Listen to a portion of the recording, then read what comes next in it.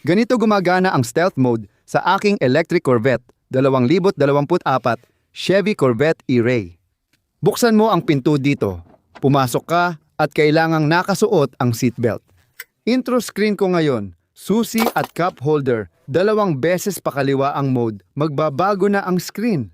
Ngayon, kung iikot ko pa ng isa, mula normal magiging stealth ito. Ngayon, kapag pinindot ko ang ignition, umaandar ang electric motors pero hindi ang gas engine. Ngayon, pwede ko na itong ilagay sa drive at pwede na tayong umusad paabante sa electric vehicle motor. At pwede tayong umabot ng hanggang 25 milya gamit lang ang electric motor.